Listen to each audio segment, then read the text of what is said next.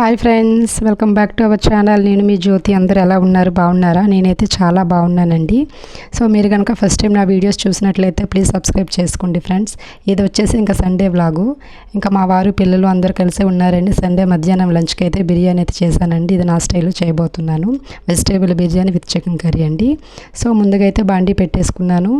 4 స్పూన్లు అయితే ఆయిల్ వేసుకున్నాను. సో ఆయిల్ బాగా హీట్ అయినాకైతే ముందుగా గసగసాలు అయితే వేసుకుంటున్నాను. సో తర్వాత దాల్చిన చెక్క, లవంగాలు, కొన్ని యాలకులు అయితే వేసుకున్నానండి. సో తర్వాత బిర్యానీ ఆకులు, కొన్ని కరక్కాయలు అయితే వేసుకుంటున్నాను. సో ఇంకా బాగా ఇవి వేడెక్కినాక అయితే కొద్దిగా ఆనియన్స్ అయితే వేసుకుంటున్నాను. ఎందుకంటే ఆయిల్ చాలా మాడుకుంటాయి. ఈ బిర్యానీ స్పైసెస్ కొద్దిగా వేడిగా ఉండేటప్పుడు ఆనియన్స్ కూడా వేసేసుకున్నానండి. మళ్ళీ మాడితే వాసన వచ్చింది. సో నేను ఇంకా ముందుగా కట్ చేసుకున్న ఒక ఆనియన్ వేసుకున్నాను. 3 పచ్చిమిర్చి అయితే వేసుకున్నానండి. సో అవైతే బాగా కలిపేసుకుంటున్నాను. సో ఇంకా బిర్యానీ స్పైసెస్ కొద్దిగా మాడిపోయేమో డౌట్ వచ్చింది. సో బాగానే ఉన్నాయి. సో అయితే బాగా వేయించుకుంటున్నాను ఆయిల్లో. సో కాసేపు ఇంకా పక్కనైతే చికెన్ కర్రీ కూడా చేయబోతున్నాను కదండి. సో దానికి కావాల్సిన ఐటమ్స్ కూడా పక్కనైతే వేస్తున్నాను. సో దానికి కూడా 2 వైపులు ఒకేసారి పెట్టేసుకున్నానండి. సో నేను బిర్యానీకి కావాల్సిన కొన్ని స్పైసెస్ అయితే వేసుకుంటున్నాను. సో చాలా వన్నట్టు కొన్ని బిర్యానీ ఆకులు ఫస్ట్లో అయితే వేసుకున్నాను కదండి. ముందుగానే వేసుకుంటే తాలింపులు ఎక్కువ మాడిపోతాయి అని చెప్పేసి సో కొద్దిగా అయితే వేసుకున్నాను ఫస్ట్. తర్వాత అయితే మొత్తం ఇంకా దానికి కావాల్సిన స్పైసెస్ అయితే మొత్తం వేసేసుకున్నానండి. సో తర్వాత అయితే టమాటా, క్యారెట్, బంగాళదుంపలు అయితే వేయించుకుంటున్నాను ఆయిల్లో.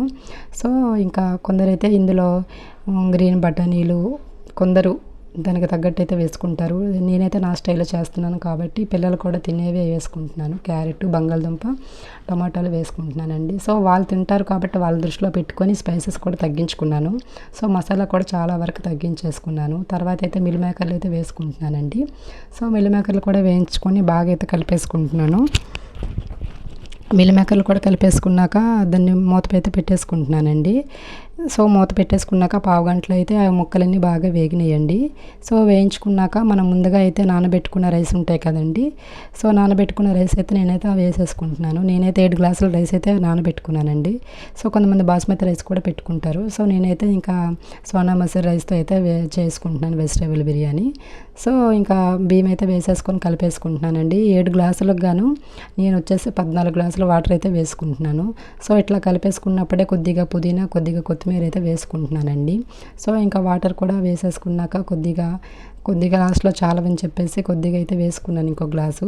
సో వేసేసుకున్నాకైతే కొద్దిగా సాల్ట్ వేసేసుకొని బాగా కలిపేసుకొని మూత పెట్టేసుకున్నానండి. అంతేనే పావు గంటలో అయితే బిర్యానీ అయితే అయిపోయింది. లో ఫ్లేమ్లో పెట్టుకుంటే అసలు కింద కూడా మాడదు. సో బిర్యానీకి టచింగ్ అయితే చికెన్ కర్రీ కూడా చేశానండి. Thanks for watching my channel. Bye bye. ఇంతేనండి వీడియో.